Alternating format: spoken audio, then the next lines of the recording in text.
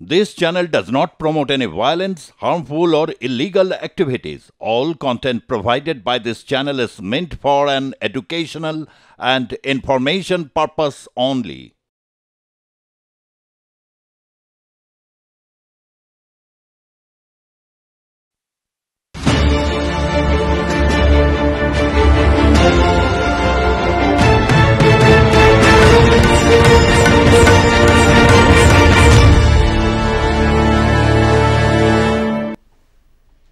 শুরু করছি বাংলা জানতে চায় সঙ্গে লাইভ ঋতব্রত। সকালবেলায় উঠে খবরের কাগজ দেখুন বা টেলিভিশনে চোখ রাখুন, গত কয়েকদিন ধরে শুধু জঙ্গি জঙ্গি আর জঙ্গি। সাংবাদিকতার প্রথম দিন থেকেই শুনে এসেছি এই বঙ্গে জঙ্গিরা আছেন, তখন সেটা ঘোর বাম আমল। পরবর্তীকালেও চেহারাটা কিন্তু পরিবর্তন হয়নি। তবে অনেকে বলেন বাঁচোয়া একটাই, যেহেতু এই পশ্চিম বাংলা অথবা কলকাতা তাদের নাকি একেবারে বলা যেতে পারে সুরক্ষিত এই জায়গাটা, সেই জন্যে কখনোই তারা এখানে কিছু করবে না, অর্থাৎ তারা এখানে আশ্রয় নেয়, ইংরেজিতে যাকে বলে শেল্টার নেওয়া। আর যেখানে যে আশ্রয় নেয়, শেল্টার নেয়, সেখানে তো কিছুই করবে না। কিন্তু প্রশ্ন হচ্ছে, ভাবুন আপনি আপনার শোয়ার ঘরে শুয়ে আছেন, এটি বিষধর সাপ ঘুরে বেড়াচ্ছে সেখানে, যে অন্য বাড়ির মানুষকে কামড়াবে, প্রতিবেশীকে কামড়াবে, এমনকি নিজের বাড়ির অন্য ঘরে গিয়ে কামড়াবে, আপনার ঘরে কামড়াবে না। তাই বলে কি আপনি শান্তিতে শুয়ে থাকবেন? অনেকে বলেন যে পশ্চিমবাংলায় যারা প্রশাসন চালিয়েছেন, যারা রাজত্ব চালান, অর্থাৎ বাম আমল, তার আগে কংগ্রেস আমল, এখন তৃণমূল আমল, অনেকে বলেন এরকম একটা নাকি মনোভাব প্রশাসনের অন্দরে থাকে, অর্থাৎ এরা তো এখানে কিছু করবে না, দাঁত নখ বার করবে না, থাকুক না এখানে, অসুবিধা কি ঘাটিয়ে। অনেকে বলেন এই জন্যে পশ্চিমবাংলায় বিরাট কোনো ঘটনা ঘটেনি। ঘটেছে বউবাজারে আমরা বোমার ঘটনা জানি, ঘটেছে খাগড়াগড়ে, সেটাও জানি।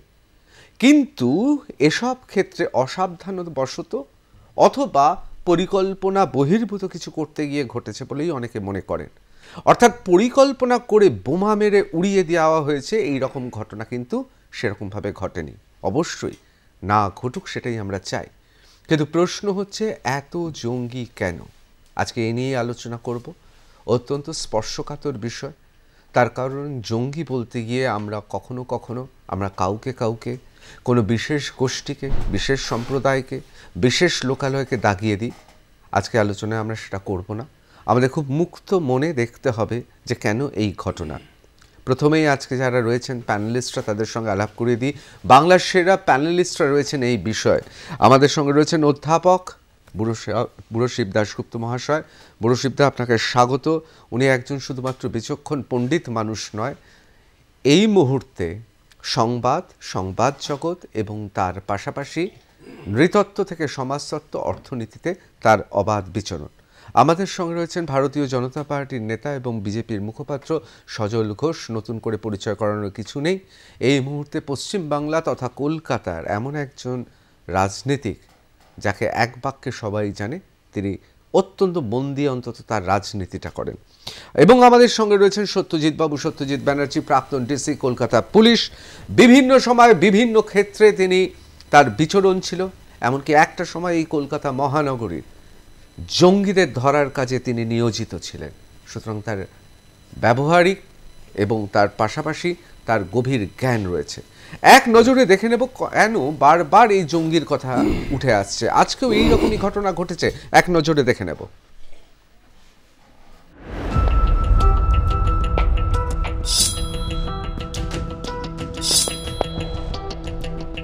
ক্যানিং থেকে বাংলার এসটিএফের হাতে গ্রেফতার হয়েছে কাশ্মীরি জঙ্গি তথা তেহরিকুল মুজাহিদিনের সদস্য জাভেদ মুন্সি। ক্যানিংয়ে এক আত্মীয়ের বাড়ি থেকে গ্রেফতার করা হয় আইইডি বানাতে সিদ্ধহস্ত এই জাভেদ মুন্সিকে। কিন্তু কেন সুদূর কাশ্মীর থেকে ক্যানিংয়ে এলো সে? সেই প্রশ্নের উত্তর খুঁজতে গিয়েই একের পর এক চাঞ্চল্যকর তথ্য উঠে আসছে তদন্তকারীদের হাতে। পুলিশ সূত্রে খবর, একসময় নেপালে ছিল এই জাভেদ মুন্সি। দীর্ঘদিন ধরে পাকিস্তান থেকে নেপাল হয়ে ভারতে অস্ত্র সরবরাহ করত সে।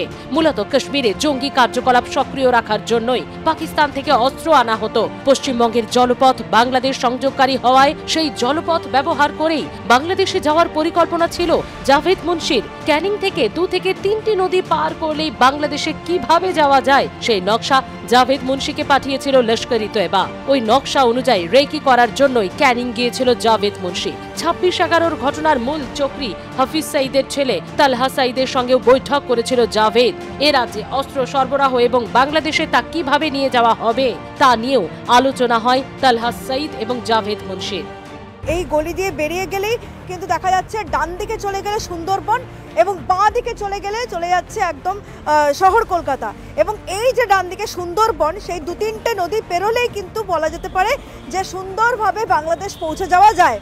এবং বাংলাদেশ পৌঁছে যাওয়ার জন্য অত্যন্ত সুন্দর রাস্তা, মাছ ধরার একাধিক নৌকো রয়েছে, যে নৌকোগুলো কার্যত সেভাবে কিন্তু চেকিং হয় না, যেহেতু ছাড় রয়েছে একটা নির্দিষ্ট জলসীমা পর্যন্ত। সেই জন্য সেই নৌকোগুলো সহজেই সুন্দরবনের যে খাড়ি এরিয়া, তার বিশেষ করে বাংলাদেশের যে খাড়ি এরিয়া, সেখানে অনেক জায়গায় গিয়ে তারা মাছ ধরে থাকেন। সেক্ষেত্রে এইটা হচ্ছে বাংলাদেশ যাওয়ার অন্যতম গেটওয়ে। এছাড়াও যদি দেখা যায় যে একাধিক রাস্তা রয়েছে, উত্তর 24 পরগনা, দক্ষিণ 24 পরগনা হয়ে বাসন্তী হাইওয়ে ধরে উত্তর 24 পরগনা যাওয়া যায়, সেদিক দিয়েও কিন্তু সুন্দরভাবে বাংলাদেশ পৌঁছে যাওয়া যায়। এবং সেখানে বিস্তর এলাকা জুড়ে দেখা যাচ্ছে কাঁটা তার দেওয়া সম্ভব হয়নি, যেহেতু কেন্দ্র রাজ্য দ্বন্দ্ব চলছে জমি বিবাদ নিয়ে, সেই জন্য সেখানে কাঁটা তার পড়েনি, সেখানেও কিন্তু চলে যাওয়া যায় বাংলাদেশে। এছাড়াও দেখা যাচ্ছে যে নেপাল হয়ে বাংলাদেশ যাওয়ার একটা ব্যবস্থা রয়েছে, কারণ ভারত বা নেপালের যেহেতু সীমানা অত্যন্ত শিথিল সেখানকার নজরদারি, সেই জন্য সেই সীমানা পেরিয়ে যদি নেপাল চলে যাওয়া যায়, নেপাল থেকে যে কোনো দেশে অ্যাক্সেস কিন্তু অত্যন্ত ইজি। এবং সেই বিষয়টাকেই কিন্তু অ্যাপারেন্টলি যেটা তদন্তকারীরা মনে করছে, এই পরিকল্পনায় ছিল এই অভিযুক্তের। ক্যামেরায় শুভঙ্করের সঙ্গে সঞ্জনা ও বিশ্বজিৎ নস্করের রিপোর্ট, ক্যানিং। কথা বলতে বলতে আমাদের আরও একজন অতিথি চলে এসেছেন, মনদীপ মিশ্রা, তিনিও চলে এসেছেন। মনদীপ দা, আপনাকেও স্বাগত। আমি প্রথমেই সত্যজিৎ বাবু আপনার কাছে চলে যাব। যে কথা বলছিলাম যে আমরা যেদিন থেকে আমরা সাংবাদিকতায় আমরা এসেছি, সেদিন থেকে শুনে আসছি যে এই পশ্চিমবাংলা কলকাতা হচ্ছে সেফ করিডর এবং এইখানে বড় কোনো ঘটনা ঘটবে না, কিন্তু জঙ্গি থাকে। আমি শুধুমাত্র তৃণমূল আমল বলবো না, আমরা যখন সাংবাদিকতা শুরু করি তখন তো মধ্য গগনে বামেরা, এবং সেখানে একই কথা শুনে এসেছি। পশ্চিমবাংলা এবং কলকাতায় অনেকে বলেন বাঁচোয়া এটাই, যে এখানে এমন কিছু বড় ঘটনা কোনোদিনই ঘটবে না, তার কারণ এটা জঙ্গিদের বলা যেতে পারে সেফ করিডর। এখানে তারা কিছু করবে না, এখানে তারা শেল্টার নেবে। আপনার কি মনে হয়? ঋতুব্রত, এই যে অনুপ্রবেশ এবং বকলমে তারপর জঙ্গি, এই দুটোই একটু আলোচনা করা দরকার আছে। যেই অনুপ্রবেশ করার পরে তারা জঙ্গির মধ্যে আসছে কিভাবে, কারণটা হচ্ছে অনুপ্রবেশ যারা করছে বাংলাদেশ থেকে, তাদেরকে 3 রকমের শেল্টার দেওয়া হচ্ছে পশ্চিমবঙ্গে। সেটা হচ্ছে, একটা হচ্ছে সোশ্যাল হেল্প। সোশ্যাল হেল্প মানে একটা গ্রুপ লোকজন আছে, আসার সাথে সাথে তার নাম পাল্টে গেল, তাকে একজন প্রধানের কাছে কিংবা কারো কাছে নিয়ে গিয়ে একটা রেসিডেন্সিয়াল সার্টিফিকেট বলে দিল যে 20 বছর ধরে আমাকে চিনি। তারপরে তাকে একটা স্কুল সার্টিফিকেট করে দেওয়া হলো পাশাপাশি, যে ক্লাস 8 পর্যন্ত এখানে পড়াশোনা করেছে। এবং এইসব জাল সার্টিফিকেটের বলে, চরিত্রের ক্যারেক্টার সার্টিফিকেটের ফলে তার পক্ষে আধার কার্ড, প্যান কার্ড এবং ভোটার আইডি কার্ড পাওয়া খুব সুবিধা হচ্ছে। সুবিধা হওয়ার পরে তারা পোর্টালে অ্যাপ্লিকেশন করছে, পাসপোর্ট পোর্টালে সো কল্ড হয়তো একটা এনকোয়ারি হচ্ছে, এবং তারপরে সেটা যাচ্ছে রাজ্য সরকারের কাছে বা পুলিশের কাছে। পুলিশও যে এনকোয়ারিটা করছে সেটা হয়তো সমানভাবে করছে না, যাদের আসা দরকার আছে সেই রকমভাবে আসছে না। এটা একটা হেল্প, সোশ্যাল হেল্প। আরেকটা হেল্প কি আছে, সেটা হচ্ছে রাজনৈতিক হেল্প। অর্থাৎ আপনি যদি তাদেরকে অ্যারেস্ট করেন কিংবা তাদেরকে জন্য রিগ্রেট করেন তাদের সার্টিফিকেটটার জন্য, তার কিছু প্রতিভূ আছে নানা কারণে, সেই কারণটা অন্যান্য যারা বক্তা তারা বলবেন, হয়তো আমি প্রশাসনিক লোক বলছি না, নানা কারণে তাদেরকে রাজনৈতিক শেল্টার দেওয়া হচ্ছে। আরেকটা বড় যেটা, সেটা হচ্ছে অর্থনৈতিক সাহায্য। অর্থাৎ আপনি যদি এই মুহূর্তে রীতিব্রত মধ্যপ্রদেশের কোথাও যান, আপনি কিন্তু চিনতে পারবেন না কোথায় কি আছে, কে আপনাকে খাওয়াবে, খেতে কে দেবে, হারবারিং কে করবে।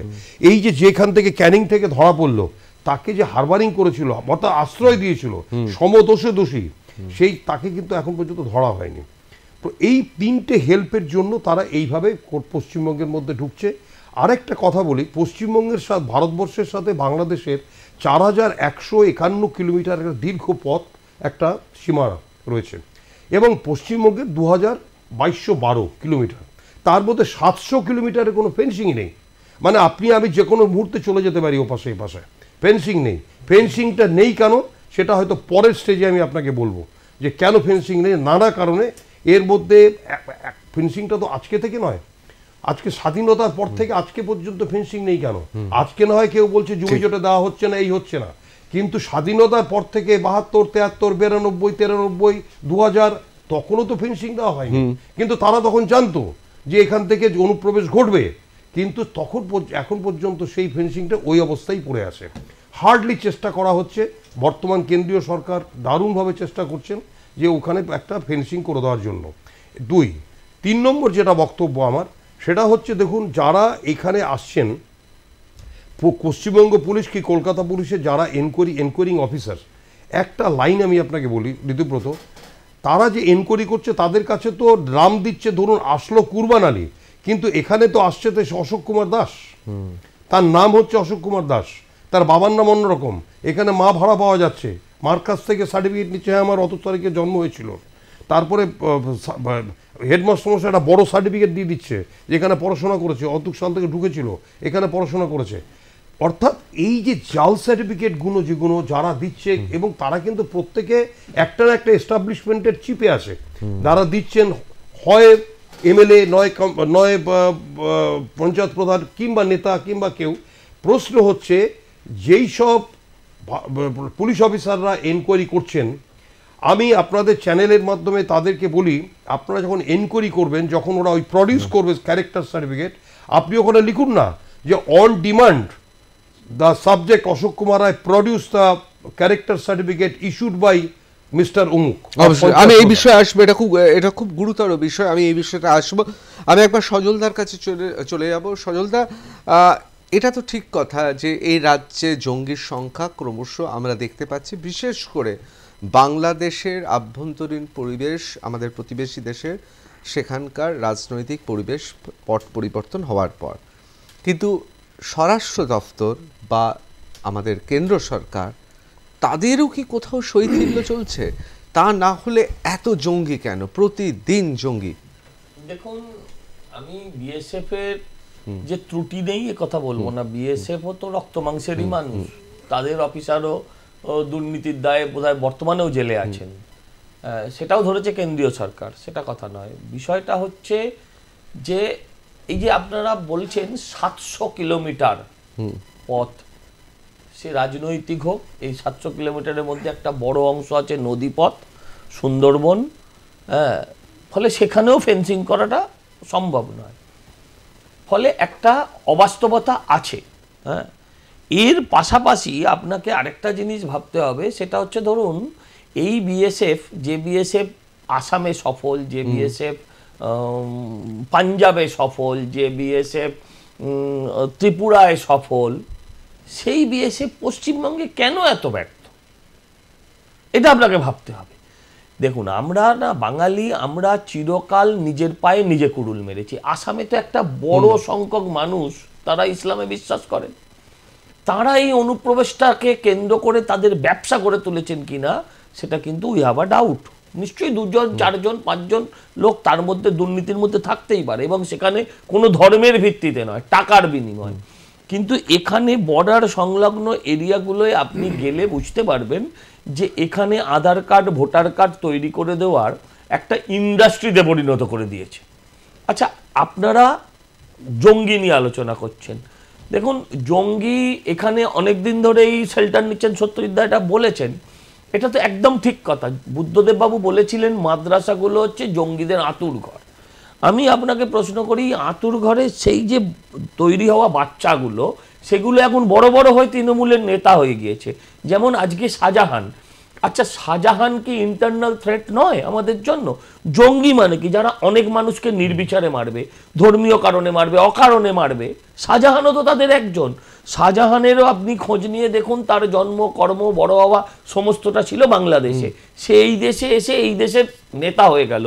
দুর্ভাগ্যক্রমে এই নেতাটা হলো প্রথম সে সিপিএমের, আর মহিরুহে পরিণত হলো তৃণমূলের আমলে।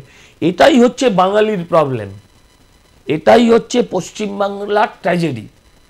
এটাই আমাদের বাঙালিদের প্রবলেম। আমি দেখুন, আমি বিজেপি করি, সহজেই আমার গায়ে হিন্দু সাম্প্রদায়িক ট্যাগটা লাগানো খুব সহজ, কিন্তু আমি এটাও বিশ্বাস করি পাশাপাশি যে পৃথিবীর মধ্যে আপনি পৃথিবীতে 57-58টা ইসলামিক দেশ আছে, একমাত্র যে দেশে ওরা সবচেয়ে শান্তিতে আছে মুসলিমরা, সেই দেশটার নাম ভারতবর্ষ।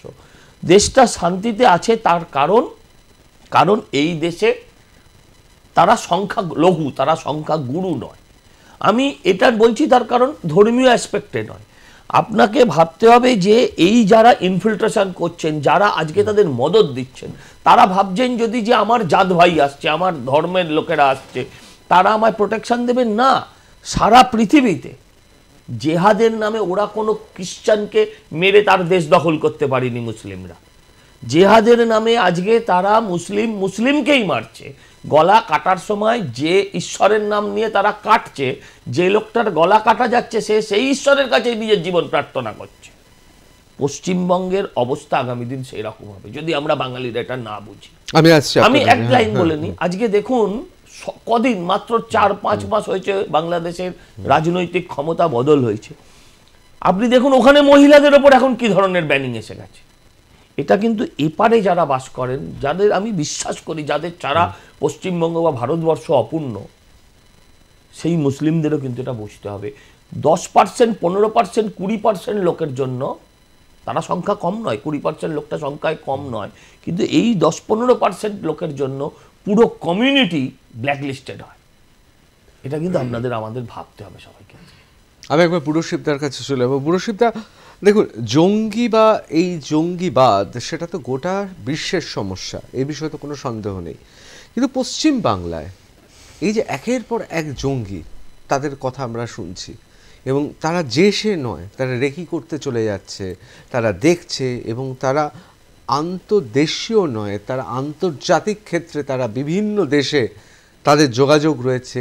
তারা মোবাইল সফটওয়্যারে অত্যন্ত সুপ্রশিক্ষিতভাবে এমন সব অ্যাপ ব্যবহার করছে যাতে বিভিন্ন জায়গা থেকে তাদের ধরা না যায়, কোনো এজেন্সি তাদের ধরতে না পারে, আর তারা লুকিয়ে আছে বিভিন্ন জায়গায়, যেমন আজকে ধরা পড়েছে। আপনার কি মনে হয় এটা একটা খুব বড় সমস্যা হয়ে দেখা দিল? বড় সমস্যা তো বটেই। আমি এই বিষয়ে খুব সংক্ষেপে দুটো জিনিস আমি বলতে চাই। একটা হচ্ছে কি, যেটা সত্যজিৎ বাবু বললেন, উনি একজন পুলিশ অফিসার, এইসবগুলো ভালোই জানেন, যে একটা অর্গানাইজড ক্রাইমের মতো, মানে এই যে ফোর্জারি, এই তৈরি করে দেওয়া, তার রেশন কার্ড তৈরি করে দেওয়া, তার আইডেন্টিটি কার্ড, এটা তো আমার বক্তব্য যে পুলিশ যে ফোর্স আছে, আমি সত্যজিৎ বাবুকে একা কোনো, আমি সিস্টেমটাকে জিজ্ঞেস করছি, তো এই যে যারা করছে নাম ভারিয়ে বা এই যে যারা লুকিয়ে থাকছে, সেটা যদি ক্রাইম হয়, যে ফোর্জারি যেটা হচ্ছে সেটাও তো ক্রাইম। তো যেটা উনি নিজেই বললেন যে আমাদের একটা সামাজিক সাপোর্ট আছে, একটা পলিটিক্যাল সাপোর্ট আছে, একটা ইকোনমিক সাপোর্ট আছে, সবগুলো যে দুই থেকে থাকে। তো প্রথমেই যে ক্রাইমটা যদি কেটে নেওয়া, সেটা কেন সিস্টেমটা কেন ডেভেলপ করছে না? যে করছে তা সেও যেরকম অপরাধী, এবং যারা তাকে সাপোর্ট দিচ্ছে ওই ফোর্জারিটা করা, তারাও সেই ইকুয়ালি মানে অ্যাট ফল্ট। তা সেই ক্রাইমটার জন্য তাদের কারো অ্যারেস্ট করা হচ্ছে না কেন? সেই ডিভিশনটা কেন করা হচ্ছে না? এইটা একটা জায়গা, এটা যদি কন্টিনিউ করে, পারসিস্ট করে, কারণ ওটা ন্যাচারালি কোথাও একটা ল্যাক্সিটি আছে, তাদের ধরা হচ্ছে না বা কিছু, মানে সেটা এনকারেজ করা হচ্ছে, যার জন্য এটা বাড়ছে, তো সেটা বাড়তেই থাকবে। সেটাকে একটা ভাগ করা, আমি সজলবাবুর ওই মানে যেটা উনি স্বাভাবিকভাবেই বলবেন যে এই হিন্দু আর মুসলিম বিভাজন, এইটা থেকে আমি বাদ রাখতে চাইছি, সেটা কিন্তু আর অনেকটা আমার যে আসল রিয়ালিটি যেটা, সেটা ঢেকে রাখে। এই তর্কটা আমার মনে হয় অন্য জায়গা হয় বল, এটার মধ্যে নেই বলছি না, কিন্তু এটা নিয়ে সব অন্য জিনিস, অন্য রিয়ালিটিগুলো ঢেকে থাকছে, তো সেইটা একটু বাদ রাখাটাই বোধহয় বাঞ্ছনীয়। কিন্তু যেটা মেজর ঘটনাটা ঘটেছে আমাদের এখন, যে বেড়ে গেছে, হঠাৎ কেন বেড়ে গেল, আমরা কয়েকদিন আগে একটা এই বাংলাদেশের বিষয় নিয়েই আমরা একটা আলোচনা করছিলাম, আমাদের একটা, সেখানে কিছু বাংলাদেশের যে সাংবাদিক এবং ওনারা ছিল, তাদের সঙ্গে কথাবার্তা কি হচ্ছে ব্যাপারটা জানার জন্য। তা প্রথম জিনিস যেটা আমাদের দেখলাম, আমি বুঝতে পারলাম, সেটা হচ্ছে কি ওনারা বলছেন যে ওখানে যেই পট পরিবর্তন হলো, যে গভর্নমেন্ট, নতুন যে গভর্নমেন্টটা যখন এলো, তারা প্রথম জিনিস যেটা করলো, যত ওখানে জেলে যত ক্রিমিনাল, যত জঙ্গি, যত এক্সট্রিমিস্ট ছিল সবাইকে ছেড়ে দেওয়া হলো, কয়েক হাজার। এবং এটা একটা মেজর প্রবলেমের দিকে যাবে এবং এটা বাড়তেই থাকবে। আমাদের বক্তব্য, আমাদের দেশে BSF is not a problem, BSF তো জাস্ট গার্ড দিচ্ছে। ওয়ের ইজ দি ইন্টেলিজেন্স? এইগুলোকে কেন ধরা হচ্ছে না? কেন আমরা এইগুলোকে দিচ্ছে? এই যে এতদিন যারা হচ্ছে গিয়ে মানে হার্ড কোর যারা ক্রিমিনাল, মানে তারা শুধু ওই মানে নাগাল্যান্ড, তারপর মণিপুর, এইসব বিভিন্ন বর্ডার, ত্রিপুরা, ওয়েস্ট বেঙ্গল, এইসব বর্ডারে তারা সব যেই সব ক্রাইম করে তারা ওখানে চলে যায়। মানে যেটা এই হাসিনার সময় একটা সময় করেছিল, একটা সময় যখন এই জিনিসটা ওদের একটা বড় মানে ম্যাসাকার হয় তখন কিন্তু সবাইকে জেলে পুড়িয়ে দিয়েছিল এবং এরা এখন সবাই ছাড়া পেয়ে গেছে। সো আমাদের ইন্টেলিজেন্স, ইন্ডিয়ান ইন্টেলিজেন্স, আমার যেটা মনে হয় there is a major failure in Indian অবশ্যই। আমি এই বিষয়ে চলে যাবো মনদীপ বেশরার কাছে। মনদীপ দা, কোথাও কি তাহলে মনে হয় ভারতীয় গোয়েন্দা বিভাগ, বিভিন্ন এজেন্সি, বিভিন্ন সংস্থা, তাদের কি কোথাও একটা বিরাট ব্যর্থতা, যে ব্যর্থতার কারণে জঙ্গিরা জঙ্গলে না থেকে একেবারে সরাসরি আমাদের দেশের একেবারে জনবসতিতে চলে আসছে? না, আমি এইখানে আপনাকে একটা আলাদাভাবে আপনি বিচার করার জন্য আমি কিছু তথ্যগুলো রাখবো। আপনি একটা খুবই ভালো একটা কানেকশন দেখবেন, যখন আমাদের ইকোনমিক ডিপ্রেশন আসে না, তখন এই সমস্যাগুলো আবার চলে আসে হঠাৎ। কেন চলে আসে? যেটা দাদা বললেন ইন্টেলিজেন্স ফেলিয়ার, আমি বলছি আপনাকে এখন ওয়ার্ল্ড ওয়াইড এই কথা চলছে কি আমাদের ইন্ডিয়ান ইন্টেলিজেন্স ফেলিয়ার হয়ে গেছে, যেটা বাংলাদেশে হলো। তো এই যে আপনাকে এই দুটো জিনিস মিলিয়ে দেখতে হবে। হঠাৎ এই উগ্রবাদী, হঠাৎ যে আপনার টেররিজম, হঠাৎ আপনি দেখবেন আমাদের এত সিনিয়র একজন নেতা উনি এমন একটা কমেন্ট দিয়ে দিলেন। এটা কেন হচ্ছে? কোথায় কি একটা ইকোনমিক ডিপ্রেশন, ইকোনমিক ইনস্টেবিলিটি ওটা সেটিং করে গেছে, তাকে ছপানোর জন্য এটা করা হচ্ছে? এটা একটা বিচারণীয় একটা পয়েন্ট দেখতে হবে। আপনি এটা কোনো মতে আপনি বলতে পারেন না that we are a robust economy. No, we are going to be Vishwaguru, no. আপনি ডেটাগুলো দেখুন, IIT students pass outs more than 40% আর নট প্লেসড, ওদের প্লেসমেন্ট হয়নি। যদি আইটির এই অবস্থা থাকে তো আপনি চিন্তা করতে পারেন কি আর বাকি কলেজেদের কি অবস্থা হবে? চাকরি নেই, নো ক্রিয়েশন অফ এমপ্লয়মেন্ট, কোনো ফিগার সেন্ট্রাল গভর্নমেন্ট দিচ্ছে না। আপনি আমাকে বলুন স্টেট গভর্নমেন্ট লাস্ট 10 ইয়ার্সে if they can say any industry, any conglomerate যদি 1000 কোটি টাকার যদি ইনভেস্টমেন্ট করেছে। আই ওয়াজ সারপ্রাইজ, একটা ম্যাগাজিনে আমি পড়ছিলাম কি আমাদের এখানে খুব বড় উনি একজন is an icon in Bengal, উনি স্পেনে গিয়ে বললেন আমি 2000 কোটি টাকা এখানে ইনভেস্ট করব। ইট ওয়াজ মেনশন ইন দ্যাট ম্যাগাজিন। মানে হোয়াট আ মকরি। তো দিস ইজ আ ফ্যাক্ট। আমি এটা বিশ্বাস করি একটা আলাদা এজেন্ডা যেটাকে মানে ধরুন তাহলে কি মনদীপদা আপনি বলছেন কেন্দ্র সরকার, রাজ্য সরকার তারা অর্থনীতির দিকটা সামাল দিতে না পেরে বিভিন্ন জায়গায় বিভিন্নভাবে সেটিংয়ের যে অভিযোগগুলো উঠছে, তেমন একটা এই জঙ্গিদের বা জঙ্গল থেকে বার করে জনবসতিতে ছেড়ে দিয়ে দৃষ্টিটা ঘুরিয়ে দেওয়ার কথা, একদম ডাইভার্সন অফ অ্যাটেনশন। আপনি আমাদের দাদা, উনি such a numerous x police officer, ওনাকে আপনি জিজ্ঞেস করুন, ওনাকে যদি পাওয়ার দেওয়া হয় বা ওনার যে অফিসাররা আজকে যদি বলা হয় কি একটাও ইনফিল্ট্রেশন হবে না, কারো ক্ষমতা আছে কি? যদি বিএসএফকে আপনি প্রপারলি যদি অথরাইজ করেন, ক্ষমতা আছে? 4700 কিলোমিটার ফেন্সিং হয়নি, কেন হয়নি? এই যে প্রশ্নটা, কেন এতদিন এত ইনভেস্টমেন্ট হচ্ছে, আমাদের এত বড় ডিফেন্স বাজেট, এত বড় আমাদের বর্ডার ফেন্সিং বাজেট, কেন হলো না? একটা জিনিস রাখা হয় কি ইন কেস অফ প্রবলেম আমরা এই টপিকগুলো স্পট করে দেব, এটা পিছিয়ে। অবশ্যই এর একটা অন্যতম কারণ হতে পারে, এটা আমার ধারণা, যে রাস্তা তৈরি করা বা বিভিন্ন ঠিকাদারি প্রকল্প, কাটমানি, এগুলো নিয়ে যেমন খুব সুন্দর ধারণা আছে, ফেন্সিং তৈরি করা কন্ট্রাক্টরদের বোধহয় পাওয়া যাচ্ছে না, কাটমানির কি রেশিও হবে, এটাও একটা বিষয় হতে পারে। আমি মানে সেটা কোনো বিশেষ সরকারকে বলছি না, আমি দেশের সরকার, রাজ্য সরকার, উভয় সরকারকেই বলছি। আমি একবার চট করে চলে যাবো, রসিকতাই করলাম, আমি চট করে চলে যাবো সত্যজিৎদার কাছে। সত্যজিৎদা, তাহলে কি কোথাও মনে হচ্ছে যে এই মুহূর্তে যে এই যে জঙ্গি, যে কথা মনদীপদা বলছিলেন, শুধুই নিছক দৃষ্টি ঘুরিয়ে দেওয়ার জন্য? না, সেটা নয়। দেখুন, জঙ্গি কি আমরা 2024-এ দেখছি? আমরা 2002-তে দেখিনি। আমাদের যখন কাসাব যখন ঢুকলো সেটা কোন সালে বলুন? সে তো 200 লোককে মারলো, সেও তো জঙ্গি। পাকিস্তান থেকে ঢুকছে, অনবরত জঙ্গি ঢুকছে, জঙ্গি আপনার শ্রীনগরে কন্টিনিউয়াস ওখান থেকে ঢুকছে। সুতরাং জঙ্গি আপনার পয়সা না থাকলেই জঙ্গি ঢুকে যাবে, এটা অন্যভাবে ধরবে না। আমি এই মতটা একটু প্রেফার করি না। আমার যতটা ধারণা, যেটা আপনি বারবার বলছিলেন যে তাহলে জঙ্গি অনুপ্রবেশটাকে রুখবো কিভাবে, এটা তো মেন জিনিস। জঙ্গি অনুপ্রবেশ যদি রুখতে হয়, একটা কথা বলি, আমাদের এই ভারতবর্ষের এই যে ইস্টার্ন জোন অর্থাৎ পশ্চিমবাংলা, বাংলাদেশ, স্বাধীনতার পর থেকেই নেগলেক্টেড হয়ে এসছে। যে এখানে যে এতখানি বিশাল জায়গা নিয়ে পড়ে আছে, এই যে 4151 কিলোমিটার যে দীর্ঘ জায়গা, আসাম ত্রিপুরা সব বর্ডার, এইগুলোকে যে কভার করার দরকার আছে, সেইটা ভারতবর্ষের অনেক প্রধানমন্ত্রী পাস হয়েছে, কিন্তু সেটাকে উচ্চারণ করেন, এখন পর্যন্ত উচ্চারণ করেন। একজন উচ্চারণ করেছিলেন, সেটা হচ্ছে ইন্দ্র কুমার গুজরাল।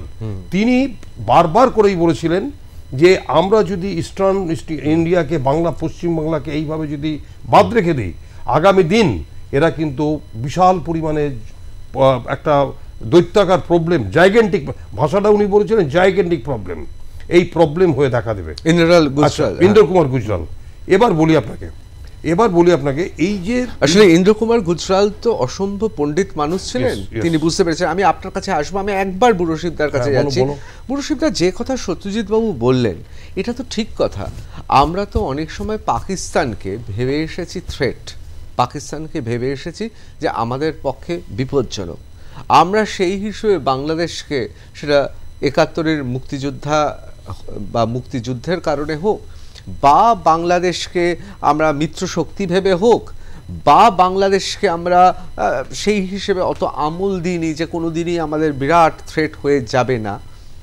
এইটা কি একটা কারণ যে এই যে ফেন্সিং হয়নি? আমরা ভাবিনি কোনো দিনও, কারণ পাকিস্তান থেকে একটা লোকের গোলে ভারতবর্ষে আসার ঘটনা ঘটেছে, অহরহই ঘটে, কিন্তু এত সহজ নয় বাংলাদেশ থেকে যত সহজে আসে। কোথাও কি মনে হচ্ছে পাকিস্তান আর বাংলাদেশের মধ্যে বাংলাদেশে মেজর থ্রেট হতে পারে, শত্রুপক্ষ তার ভূমি ব্যবহার করতে পারে, বা সে আমাদের শত্রু দেশ হতে পারে? এইটা বোধহয় আমাদের যে মানসিকতা, যাকে ইংরেজিতে মাইন্ডসেট বলে, পাকিস্তানের ক্ষেত্রে আমরা অত্যন্ত সজাগ, বাংলাদেশের ক্ষেত্রে অত সজাগ ছিলাম না। অবশ্যই বিষয়টা এটাই যে আমরা জানি, আমরা জেনে শুনে আমরা চোখ বুজেছিলাম।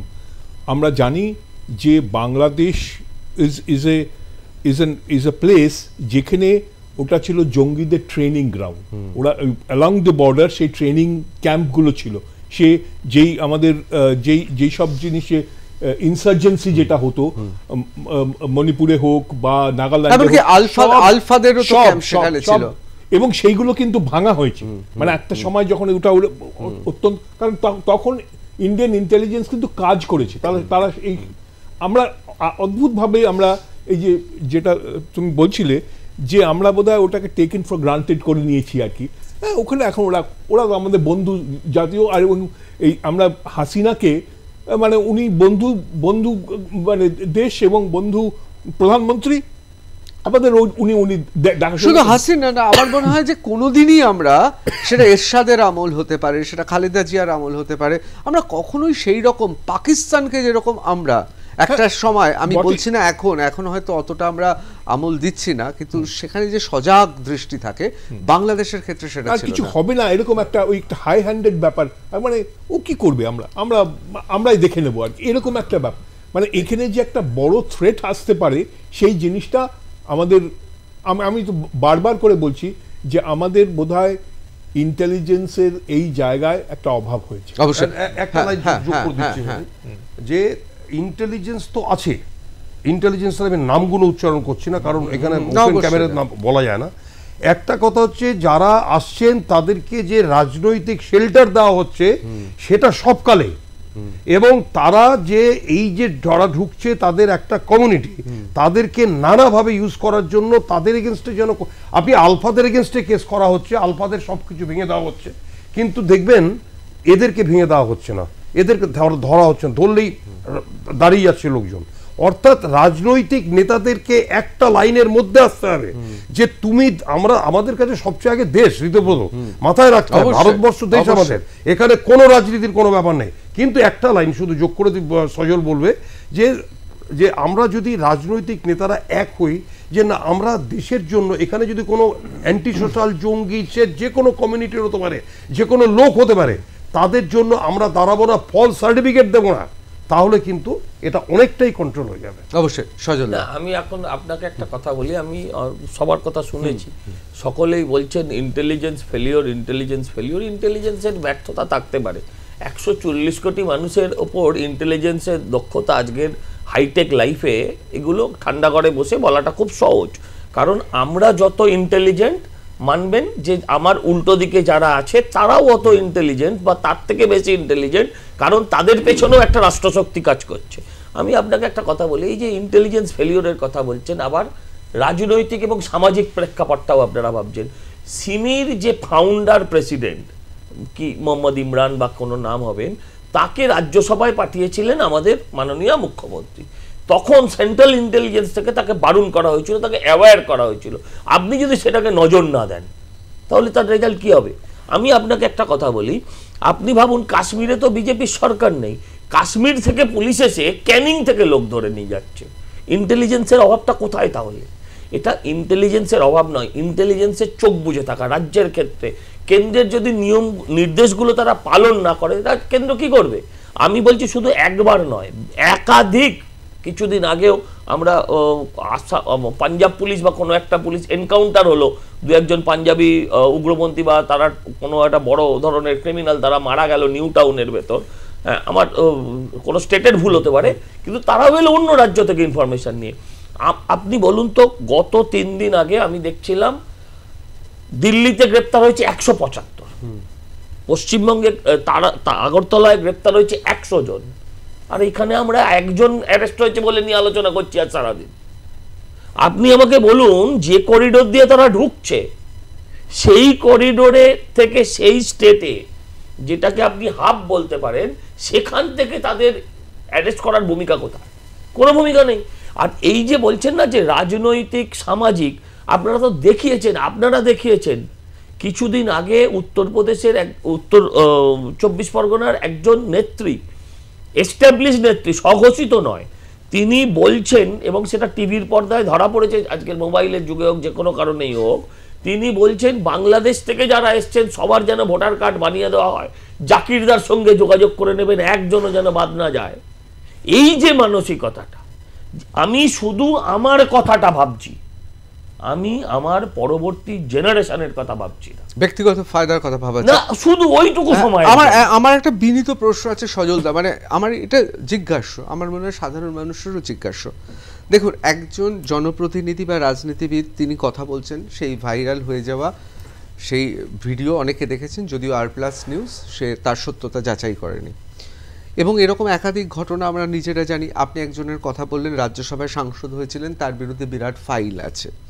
এখন প্রশ্নটা হচ্ছে যে রাজ্যে এত কিছু পালন হচ্ছে না, আপনি তো বলছেন না এই রাজ্যে পালন হচ্ছে না, তো সেই কেন দেশের নিরাপত্তার স্বার্থে সেই রাজ্যের সরকারের ওপরে কেন্দ্রীয় সরকার যত ধরনভাবে দেশের নিরাপত্তা সুনিশ্চিত করা যায়, দরকার হলে চরমভাবে সেই সরকারকে ফেলে দেওয়া যায়, যদি ফেলে দেওয়া হয়, সেটা করছে না কেন?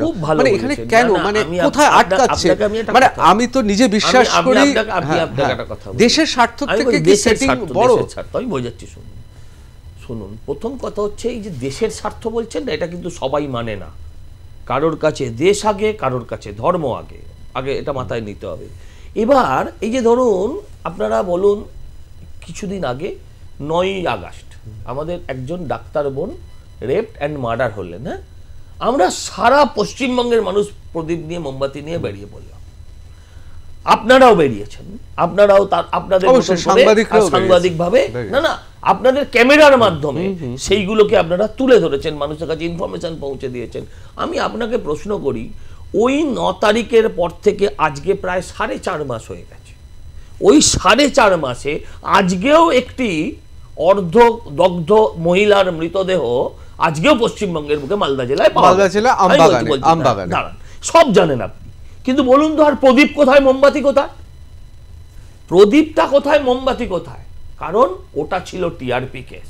একজন না, না, না, ডাক্তার, না না না না, আমি বলি, আপনি এক মিনিট একটু শেষ করে নিন। আপনি আজকে এখানে দাঁড়িয়ে বলছেন সরকারকে ফেলে দেওয়া হচ্ছে না কেন? যেই মুহূর্তে সরকার ফেলা হবে সেই মুহূর্তে রাজনৈতিক আরো প্রতিদ্বন্দ্বিতা বা রাজনৈতিক সমস্যাগুলো আরো প্রকট হবে। যখন প্রকট হবে আপনি প্রথম দেখবেন টিআরপি কোনটা কাটছে। না না, আমার বক্তব্যটা হচ্ছে সজলদা, কিন্তু এটাই বাস্তব। তখন আজকে আমি বলছি, আজকে আমরা বলছি, অনেকে বলছে বাংলাদেশে কেন অ্যাটাক হচ্ছে না। যেই মুহূর্তে বাংলাদেশে আজকে আমার সরকার অ্যাটাক আমার বক্তব্য হচ্ছে বাংলাদেশের প্রতিবেশী দেশ, আন্তর্জাতিক কূটনৈতিক ব্যাপার আছে। যেই মুহূর্তে বাংলাদেশে আক্রমণ হবে, আমি বলছি এই সেই মুহূর্তে আমার পশ্চিমবঙ্গের যে সাম্প্রদায়িক সম্প্রীতি সেটা আরো নষ্ট হবে, আরো গন্ডগোল বাড়বে।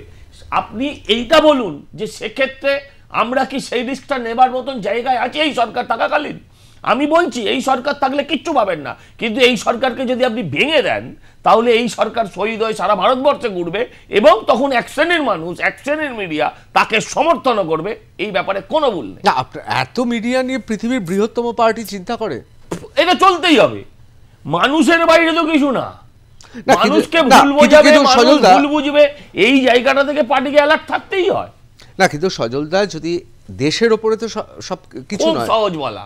দেশের কথা ভেবেই আমি কি বোঝাচ্ছিলাম যে ধরুন সবাই বলছিল যে বাংলাদেশ 4 দিনে দখল করে নেবে কলকাতা এসে। বাংলাদেশকে ভারতবর্ষ 1 মিনিটে শেষ করতে পারে। ভারতবর্ষের ভেতরে আজকে হাজার হাজার মির্জাফর আছে, সেই মির্জাফরটাকে নিয়ে আপনি কি? অবশ্যই আমি একবারও বলছি না যে কোনো রাজ্যের সরকারকে ফেলে দেওয়া কোনো একটা ভালো পদক্ষেপ না, এটা বলছি না, কিন্তু আমার প্রশ্ন না কোনো না না, আমি সরকার ফেলার কথা বলছি না। আমার বক্তব্য হচ্ছে যদি সত্যি এরকম ঘটনা ঘটে যে একের পর এক দেশের নিরাপত্তা বিঘ্নিত হচ্ছে আমাদের রাজ্যে, তাহলে কেন্দ্র সরকার ব্যবস্থা নিচ্ছে না কেন? কি ব্যবস্থা নেবে আপনি আমায় বলুন। কেন ব্যবস্থা নিচ্ছে না, আপনি বলুন, আপনি আমায় বলুন। আমি তো বলছি হ্যাঁ ঠিক 356, 355 এসব বিভিন্ন ধারা আছে। তারপর সরকার যদি ফেলে দেওয়া হয়, সরকার ফেলে দেওয়ার পরবর্তী পরিস্থিতিটা যেটা হবে সেটা আপনি প্রথম দেখবেন, আপনি নয় এই একটা বড় কমিউনিটি প্রথম দেখবে যে টিআরপি কোন দিকে খাচ্ছে, সেদিকে তারা কথা বলবে। অবশ্যই না, এটা আমার জানা। আমার মনে হয় আমাদের দর্শকদেরও আপনার কথা শুনে মনে হয়েছিল যে গোটা রাজ্যের অবস্থা খুব খারাপ, সেক্ষেত্রে কেন্দ্র সরকারের ভূমিকা নিয়ে আমি আমার দর্শকরাও জানতে চাই, আমিও জানতে চাই, তাই প্রশ্ন করলাম। খুব কেয়ারফুল থাকতে হয়, এই জায়গা এত সহজ নয় দাদা, এই জায়গায় এত সহজ হবে না বিষয়টা। আমি বলছি বাবরি মসজিদের ঘটনার পর উত্তরপ্রদেশের সরকার ফেলে দেওয়া হয়েছিল, সবাই সমর্থন করেছিলেন, অবশ্যই করেন না, কিন্তু মানে দেশের নিরাপত্তার থেকে তো বড় কিছু না। কি মনে হয় মনদীপ দা? দেখুন সজল বাবু যেটা বললেন না, ওর মধ্যে একটা খুবই গুরুত্বপূর্ণ একটা পয়েন্ট ছিল কি, উইচ ইজ গ্রেটার, ন্যাশনালিজম বা আমার রিলিজিয়াস একটা আমার ফেথ? এটা একটা খুবই ডিফিকাল্ট একটা কোয়েশ্চেন।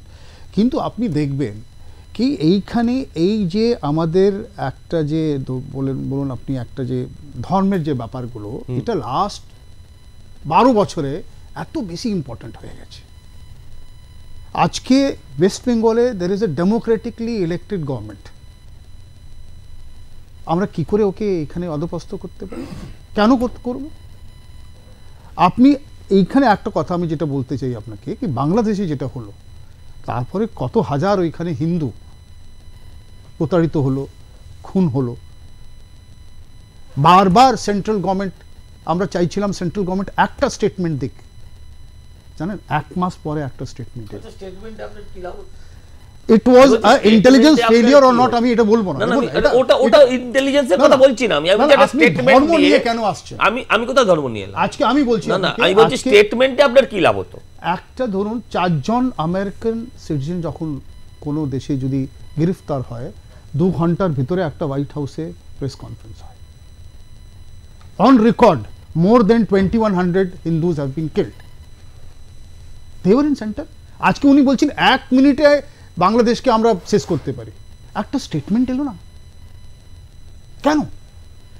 দেখুন political will is bigger than bureaucratic will. আমি বলছি অবশ্যই আমি আপনার কাছে আসছি। সত্যজিৎদা, আলোচনা যেদিকে যাচ্ছে তাতে এটা খুব স্পষ্ট, এটা শুধুমাত্র জঙ্গিবাদের সঙ্গে লড়াই নয়, তার মধ্যে অনেক এমন কিছু ব্যাপার আছে যে ব্যাপারগুলো আমাদের দেশের এবং অভ্যন্তরীণ ব্যাপারও জড়িয়ে রয়েছে। সেটা রাজনৈতিক হতে পারে, সেটা বিভিন্ন রকম উস্কে দেওয়া, কোনো আবেগকে উস্কে দেওয়া, কোনো রকম পদক্ষেপ নিলে সেই ব্যাপারটাও আছে। কিন্তু একজন সুষ্ঠু প্রশাসক সেটা অত্যন্ত স্ট্র্যাটেজিক, কৌশলীভাবে তো সে এগিয়ে যাবে।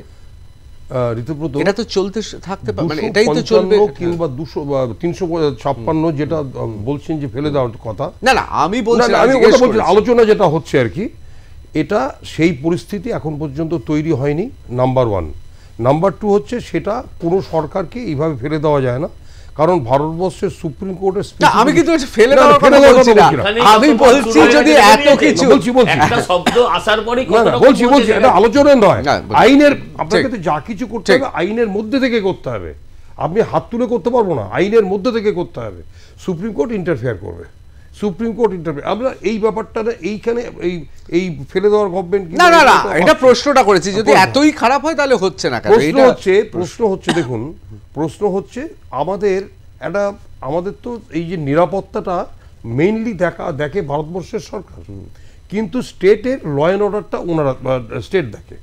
এখন প্রশ্ন হচ্ছে এই যে 50 কিলোমিটার নেওয়ার পরেও যে জায়গাগুলোতে কভারেজ হচ্ছে কিংবা তাদের পশ্চিমবঙ্গে তো 50 কিলোমিটার করতে পারি না বলছি 50 কিলোমিটার যে বিএসএফ এর যে করা হয়েছে, সেটাতে আমাদের ঘটনা হচ্ছে যে আমাদের যে রাজনৈতিক সাপোর্টের জন্য তাদেরকে কিন্তু কোনো রকমভাবে আমরা কিছু করে উঠতে পারছি না। আপনি যদি এই রাজনৈতিক সাপোর্ট যতদিন বন্ধ না করতে পারবেন, আপনি সহানুভূতি একটা ইসের প্রতি সেটা যদি বন্ধ না করতে পারেন, তাহলে কিন্তু এইগুলোকে আপনি আপাতত বন্ধ করতে পারবেন না। আপনি আলফা বলুন, ওগুলো বলুন, তাদেরকে আমরা যেইভাবে আমরা ধ্বংস করে দিতে পেরেছি, সেটা কি এইভাবে করা যাবে? প্রত্যেকটা মাদ্রাসা যে আতুর ঘর ছিল সেটা তো আপনি জানেন, সেটা আজকে থেকে নয়। বুদ্ধবাবু এই কথা বারবার বলতেন যে মাদ্রাসাগুলো হচ্ছে সন্ত্রাসবাদের আতুর ঘর। সেই আতুর ঘরগুলোকে এখন পর্যন্ত বন্ধ করা যাচ্ছে না, এখন পর্যন্ত প্রত্যেকটা সীমান্তবর্তী জেলাতে এইগুলো রয়ে গেছে। তারপর এটাও বলে রাখা ভালো, পার্টির চাপে তিনি সেই কথা বলা বন্ধও করতে হয়। অর্থাৎ তার মানে দেখুন যে রাজনৈতিক শক্তি একটা কি জিনিস, যে সেখানে তারা পর্যন্ত ওই রকম দোদণ্ড প্রতাপের মুখ্যমন্ত্রী, তাদেরকে পর্যন্ত চুপ করে যেতে হয়েছিল, এটা বলার পরে উইথড্র করতে হচ্ছে, পেছাতে পারছে না, এগোতে পারছে না। আমার যেটা বক্তব্য, আমি আবারও বলছি, যেই প্রশ্নটা আপনি সজলকে করেছিলেন যে তাহলে কি এটা হিসাবে যুদ্ধ হবে, এই যে কথা বলছেন, তো এটা একটা লাইন, এভাবে যুদ্ধ নয়, একে ইন্টারন্যাশনাল প্রেশার আনতে হবে, যেটা ভারতবর্ষের সরকার করার দরকার ছিল, যেটা করেনি, সেটা আমি একটু বলি। সেটা হচ্ছে ইউনোতে ডাইরেক্টলি কমপ্লেইন করা দরকার ছিল, ন্যারেটিং দ্য এন্টায়ার ফ্যাক্টস। এত হিন্দু নিধন হয়েছে, এত পরিমাণে মেয়েদেরকে গ্যাং রেপ করা হয়েছে, এত অত্যাচারিত হয়েছে, ধর্মস্থানগুলোকে ভেঙে দেওয়া হয়েছে, এগুলোকে ইউনোতে নিয়ে আসা দরকার ছিল। ইন্টারন্যাশনাল কোর্ট অফ জাস্টিস যেটা আছে ইউনোতে, সেই ইন্টারন্যাশনাল কোর্ট অফ জাস্টিসে ওখানে তাদের বক্তব্য প্লেস করা দরকার ছিল, এবং আমাদের যারা ইউনোর প্রতিনিধি তাদেরকে দিয়ে বারবার করে বলা দরকার। আমার মনে হচ্ছে যে জানুয়ারির শেষের দিকে কেউ হয়তো চেঞ্জ হবে, আমেরিকার কেউ চেঞ্জ হবে, তারপরে দেখবেন অনেক কিছু আপনি দেখতে পাবেন কিছু। অবশ্যই আমি এবার সরাসরি আমি একটা কথা বলবো। দেখুন, ইউনো আমরা এখানে বলছি খুব সহজ, মানে এখানে বসে আমরা যাকে খুশি আমরা উল্টে দিচ্ছি, পাল্টে দিচ্ছি, আমরা গুলি করে দিচ্ছি, মেরে দিচ্ছি, আমরা পারছি। ইউনোতে জানিয়ে আপনি আমায় বলুন তো, মানে দীর্ঘদিনের সমস্যা ছাড়া, হ্যাঁ, আপনি অল্প মেয়াদি স্বল্প মেয়াদি কোনো সমস্যার ইউএনওতে জানিয়ে আপনি কি রেজাল্ট পেয়েছেন আজ অবধি ইতিহাসে? ইন্টারন্যাশনাল খবর হবে, বলছি না তাদেরকে রাজনৈতিক খবর হবে, না চাপ হবে। ইন্দিরা গান্ধী কি করেছিলেন বাংলাদেশের যুদ্ধে? ইন্দিরা গান্ধী সব জায়গায় কান্ট্রিতে ঘুরেছে, তাদেরকে ইন্টারন্যাশনাল কতদিন সময়ের ঘটনা ছিল সেটা? সজলদা 4 মাসের কিছু ছিল। এবং আমার বক্তব্য হচ্ছে এই যে আপনি বলছেন না স্টেটমেন্ট আসেনি, এখন একটা কড়া স্টেটমেন্ট দেওয়া মানেই আরো কিছু হিন্দুর, ওখানে ঘর জ্বলা, আরো কিছু মা বোন রেপ দেওয়া, আরো কিছু মার্ডার হওয়া, ধর্মস্থান জ্বলা। সেটাও ভাবতে হয় একটা সরকারকে, যে আমার মুখের কথা একবার একটা লোক 3 বার যদি একজন মনীষীর নাম নেয় তাহলেও সারা দেশে বিক্ষোভ নেমে যায়। সেখানে এই ধরনের ঘটনা একটা অবিবেচক একটা যদি স্টেটমেন্ট চলে যায়, তার ফল হিন্দুদেরকে 17টা খ্রিস্টান পরিবারকে জ্বালিয়ে দেওয়া হয়েছে আজ থেকে 4 দিনের মধ্যে। আমি একটু পশ্চিমবাংলার রাজনৈতিক পরিস্থিতি এবং দেশের ব্যাপারে চলে আসি। আমি এবার একেবারে সরাসরি প্রশ্ন করছি, কোথাও কি মনে হয় যে বাংলাদেশের অস্থির পরিস্থিতির জন্যই পশ্চিম বাংলায় নতুন করে জঙ্গিবাদ বা জঙ্গিরা এসে আশ্রয় নিচ্ছে, শেল্টার নিচ্ছে? হ্যাঁ, কেন নিচ্ছে কারণটা বলি আপনাকে। ওদের যে ভাষা, ওদের যে খাদ্যাভ্যাস, ওদের যে চেহারা, দাড়িটা কাটলে চুলটা কাটলে সব সমান, সুতরাং ওদেরকে লোকেট করা যাচ্ছে না, 1 নম্বর। 2 নম্বর হচ্ছে একটা তাদের যারা আসছে তাদেরকে একটা কমিউনিটি এত সাপোর্ট দিচ্ছে, তাদের মধ্যে লুকিয়ে রাখছে। এই যে হারবারিং করছে দেখছেন তো, ক্যানিংয়ে হারবারিং করছে, তারা জানতো যে এটা জঙ্গি, জম্মু কাশ্মীর থেকে পালিয়ে এসছে, সে একটা জানতো, কিন্তু তারা বাইরের স্বীকার করছে না, বলছে না। এই যে যতদিন পর্যন্ত এই দেশাত্মবোধ কিংবা অ্যাওয়ারনেস না আসবে, যতক্ষণ পর্যন্ত এই চেতনা না আসবে, যতক্ষণ পর্যন্ত ওরা বুঝবে না আমরা অ্যাটাক হব, আমরা হারবারিং করলেই অ্যাটাক হব, আমরা হারবারিং করলেই কনস্পিরেসির মধ্যে যুক্ত হব, আমাদের এগেনস্টে ক্রিমিনাল কনস্পিরেসির কেস লেখা হবে, ততদিন পর্যন্ত এগুলোকে কন্ট্রোল করা যাবে না। অবশ্যই আমি মনদীপদার কাছে চলে যাবো। মনদীপদা, কোথাও কি মনে হচ্ছে উভয় পক্ষ, কেন্দ্র সরকার যারা চালান, রাজ্য সরকার যারা চালান, উভয় পক্ষের যে উদ্যোগ দেখানোর কথা ছিল রাজনৈতিক বিভিন্ন ফায়দার ওপরে ঊর্ধ্বে উঠে গিয়ে, সেই উদ্যোগটা আসলে নেই বলেই জঙ্গিরা কোথাও যেন একটা সেফ প্যাসেজ পেয়ে যাচ্ছে? না, আমি এটা বলবো না, এখন আছে। আমি এটা আপনাকে স্পষ্ট বলে দিই, 2012-র পরে যে আমাদের ইন্টারনাল যে আমাদের সিকিউরিটির যে অ্যাসপেক্টগুলো আছে সেটাকে ভালোভাবে অ্যাড্রেস করা হয়েছে, উইদাউট ডাউট। আর কিন্তু একটা দুটো যে ঘটনা আমরা দেখি, হঠাৎ চলে আসছে, হঠাৎ ওটা টিআরপি হয়ে যাচ্ছে, কিন্তু বেসিক যে প্রবলেমটা ওটা কমেছে, একটা ফিয়ার সাইকোসিস এসেছে। এটা একদম ডেফিনেটলি আগে যেটা একদম 2 দিনে কেসটা শেষ হয়ে যেত, এখন না, এখন এনআইএ ইজ ভেরি অ্যাক্টিভ। কিন্তু ইয়েস, এইখানে যেটা আমি বললাম, political will is bigger than bureaucratic will. কেন এটা করা হচ্ছে? 2026 সামনে আছে, বাংলাদেশ একদম কাছে আছে। আপনি বলছেন নির্বাচন কৌশলে অনেকের অনেক ভোটার লিস্টে নাম উঠিয়ে দিচ্ছে, একদম ভোটার লিস্টে নাম উঠিয়ে দিচ্ছে। অবশ্যই আমি সজলদার কাছে চলে যাবো। সজলদা, কোথাও কি মনে হচ্ছে বাংলাদেশের এই অস্থির পরিস্থিতি ক্রমশ ত্বরান্বিত করছে এই গোটা ব্যাপারটা, এবং তার মধ্যে আমাদের রাজ্য হয়ে উঠছে বিভিন্ন সময় জঙ্গিদের? এটা রেগুলার ইস্যু ছিল। বাংলাদেশের ঘটনাটা আমাদের আই ওপেনার। বাংলাদেশের ঘটনা যখন মানে ঘটনার আগে এই অনুপ্রবেশটা এর থেকে বেশি ছিল সংখ্যায়, মানে অন্তত রেজিস্টার্ড ভাবে যদি ধরা হয়। এখন বরঞ্চ আমরা অনেক সজাগ, দিল্লি থেকে শুরু করে আগরতলা, আসাম, সর্বত্র সব জায়গায়, ব্যাঙ্গালোর, মানে ওখানে সর্বত্র জায়গায় এদেরকে খোঁজা হচ্ছে। দিল্লিতে স্কুল থেকে খোঁজা হচ্ছে যে কারা কারা স্কুলে ভর্তি হয়েছে সেটা আইডেন্টিফাই করার জন্য। মুম্বাইতেও কথা চলছে, সব জায়গায় চলছে এটা, যে এই যে খোঁজার প্রক্রিয়াটা, এরা জন অরণ্যে মিশে গেছে। এমন নয় যে এরা শুধু পশ্চিমবঙ্গে রয়ে গেছে, এরা জন অরণ্যে মিশে গেছে। ফলে এদেরকে খোঁজার প্রক্রিয়াটা এখন সারা ভারতবর্ষে শুরু হয়েছে। আমি একটা কথা বলে শেষ করব, আমরা এতক্ষণ এক্সটার্নাল মানে বাইরের জঙ্গিদের কথা বলেছি। আমি বলছি দেখুন, জঙ্গি হচ্ছে একটা মানসিকতা। এই জঙ্গি মানসিকতা কি পশ্চিমবঙ্গের যারা ব্রন অ্যান্ড ব্রট আপ হয়তো তাদের নয়, শুধু শাহজাহান নয়। আপনি আমাকে একটা কথা বলুন তো, সবচেয়ে বড় জঙ্গির নাম কি বলবেন পৃথিবীতে? আপনার মুখে কোন নামটা আসতে পারে? আমি একটা আপনাকে নাম জিজ্ঞাসা করি। অবশ্যই লাদেন, এটা সবাই জানে। আচ্ছা, লাদেন কোনোদিন বলেছে যে আমি রাশিয়ান জনগোষ্ঠীর 30% মাথা কেটে জলে ভাসিয়ে দেবো? আমি আপনাকে জিজ্ঞাসা করি।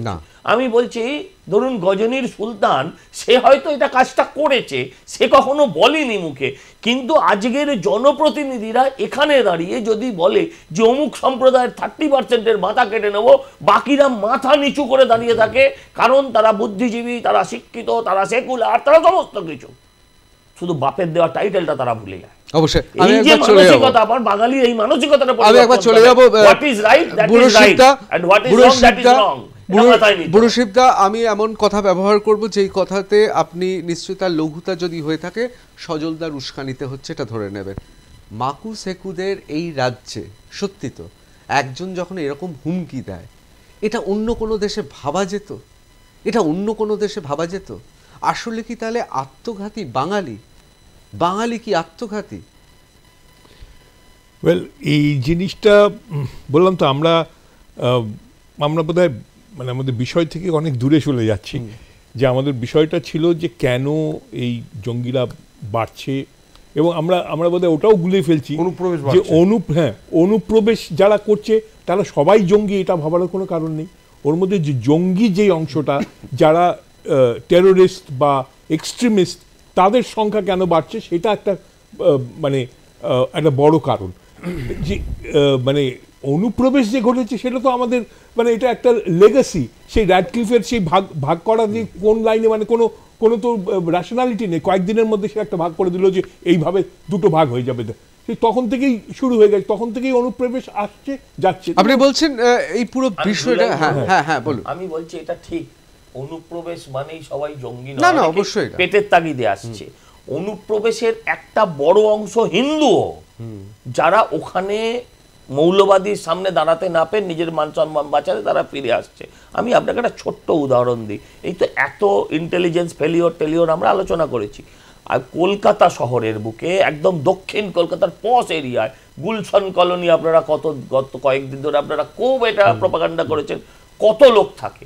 সরকারি হিসেব মতন ওখানে লোক সংখ্যা 2 লক্ষ। সরকারি হিসেব মতন ওখানে লোক সংখ্যা 2 লক্ষ। ওখানে ভোটার কত? 2000, ওই 2100-2200 কিছু হবে। তাহলে 1,98,000 মানুষ।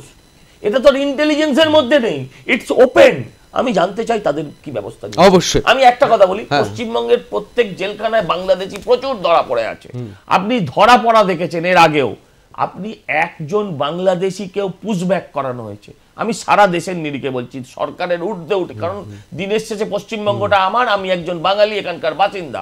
আমি বলছি একটা দেশে কোথাও বাংলাদেশিকে পুশব্যাক করা হলো, এই ছবি আপনারা দেখাতে পেরেছেন? আমি বলছি এই ব্যাপারটা, আমরা যখন রেগুলার অফিসার ছিলাম, ডেপুটি কমিশনার, 14 ফরেনার্স অ্যাক্টে, ডোন্ট মাইন্ড সজল, 14 ফরেনার্স অ্যাক্টে কেস লিখে আমরা অনেককেই পুশব্যাক করেছি। কত সাল? সেটা এই সাল নয়, আমরা যখন রেগুলার অফিসার ছিলাম সেটা হচ্ছে আমরা 2000 সাল বলছি, 2001-2 সেই সাল কথা বলছি, সে কথা বলছি। আরেকটা লাইন শুধু বলি, এটা পড়েই আপনার শেষ হবে কারণ টাইম আর নেই। এই যে বলছেন অনুপ্রবেশ ঢুকছে, অনুপ্রবেশ করছে, দেখুন 170 কিলোমিটার রোহিঙ্গারা হেঁটে জলে কাদায় মেখে তারা ভারতবর্ষে বাংলাদেশে ঢুকছে, তাই তো? তাদের 2 কিলোমিটার দূরে চীন, মাত্র 2 কিলোমিটার, তারা চীনে ঢুকছে না। কেন কি? কারণটা হচ্ছে চীনের 2টো দানা দেয়, একটা মাথায় একটা বুকে। সেই 2টো দানার জন্য ওরা চীনে 2 কিলোমিটার মাত্র যেতে পারছে না, কিন্তু 170 কিলোমিটার হেঁটে জলে কাদায় তারা কিন্তু ভারতবর্ষে বাংলাদেশে ঢুকছে। অবশ্যই খুব গুরুত্বপূর্ণ কথা, খুব গুরুত্বপূর্ণ কথা। এখানে যেটা হচ্ছে, এই যে অনুপ্রবেশের এই মাইগ্রেশন প্রবলেমটা কিন্তু পৃথিবীময়, কোনো কারণ নেই যে ওটা থাকবে না। যেটা সমস্যা সেটা হচ্ছে গিয়ে এই টেরোরিস্ট এবং এক্সট্রিমিস্ট এই অংশটা, যেটা আমরা প্রথমেই বলেছিলাম যে 2000 বা তারও বেশি যে যারা জেল থেকে যাদের ছেড়ে দেওয়া হলো সেইটাকে ট্র্যাক করা হচ্ছে। অবশ্যই খুব গুরুত্বপূর্ণ এটা। আমাদের সময় একেবারে শেষ, আমি মনদীপদার কাছে যেতেই পারলাম না, কিন্তু আমরা সবাই একটা জায়গায় তো একমত, কেন্দ্র সরকার হোক রাজ্য সরকার হোক, সাংবাদিক হিসেবে দেশপ্রেম থাকবেই। দেশের নিরাপত্তা আমাদের সবচেয়ে উপরে, মাথার উপরে। তাতে কে রাগ করলো, কে কী করলো, তাতে আমাদের কিছু যায় আসে না। যদি তার জন্য কোনো চরম কিছু করতে হয়, দেশের জন্য যদি চরম ক্ষতি স্বীকার করতে হয়, ক্ষতি স্বীকার করতে হবে। কাউকে কাঠগড়ার বাইরে রাখা যাবে না। সত্যি তো যেভাবে চীন, যেভাবে পোল্যান্ড এখন তাদের দেশ রক্ষা করছে, যেভাবে ডোনাল্ড ট্রাম্প মার্কিন যুক্তরাষ্ট্রের সীমানায় প্রহরা বসিয়েছিলেন, পাঁচিল বসিয়েছিলেন এবং আবার বসাবেন, সেভাবে ভারত কেন পারছে না? 1, 2, কোথাও কি আমাদের নিজস্ব মানসিকতা, 2 ধরনের মানসিকতা, টাকার লোভে, ব্যক্তিগত স্বার্থে, রাজনৈতিক মুনাফাতে আমরা দেশের ক্ষতি করছি। যে লোকগুলো রেশন কার্ড তৈরি করে দিচ্ছে, ভোটার কার্ড, আধার কার্ড, এমনকি পাসপোর্টের আবেদন করতে স্কুলের সার্টিফিকেট দিচ্ছে, তারা অবশ্যই, তারা কি দেশদ্রোহী নয়? তাদের বিরুদ্ধে কেন বেছে বেছে শাস্তি দিয়ে দৃষ্টান্তমূলক শাস্তি দেওয়া হচ্ছে না? এই প্রশ্ন কোনো সরকারের বিরুদ্ধে নয়, এই প্রশ্ন সবার বিরুদ্ধে। আর আমরা যারা সাধারণ মানুষ, যারা দায়বদ্ধ এই দেশের নাগরিক হিসেবে, শুধু রাজনীতিবিদ প্রশাসন নয়, আমরা কেন খবর পৌঁছে দিচ্ছি না? অচেনা অজানা লোক ঢুকলে আমরা কেন খবর পৌঁছে দিচ্ছি না? আমরা প্রত্যেকে তো দেশের নাগরিক। আসলে কোথাও আমাদেরও ব্যর্থতা আছে, প্রত্যেকটা মানুষের ব্যর্থতা আছে। আগামী দিন আসন্ন, ভয়ঙ্কর কিছু ঘটে যাওয়ার আগে সবাইকে সজাগ হতে হবে। আর এর জন্য যদি কোনো ধরনের দেশকে ভালোবেসে যদি কাউকে প্রাণ বিসর্জন করতে হয়, সেটা করা শ্রেয়। তার কারণ এই দেশে আমরা ব্রিটিশদের সঙ্গে লড়ে স্বাধীনতা এনেছিলাম। সুতরাং সেই সাহস, সেই ধৈর্য এবং তার পাশাপাশি সেই আন্তরিকতা দেশের প্রতি থাকা উচিত। আমি বুড়োশিব দাশগুপ্ত, সজল ঘোষ, মনদীপ মিশ্র এবং আমাদের অত্যন্ত প্রিয় সত্যজিৎ ব্যানার্জি, আমি সবাইকে বলবো আপনাদের যে আলোচনা, সেই আলোচনা আমরা ঋদ্ধ হয়েছি। বাংলা জানতে চায়ের সঙ্গে লাইভ ঋতব্রত এখানেই শেষ করছি। অন্যান্য খবরের জন্য চোখ থাকলো আর প্লাস নিউজে, সবার আগে সবার পাশে।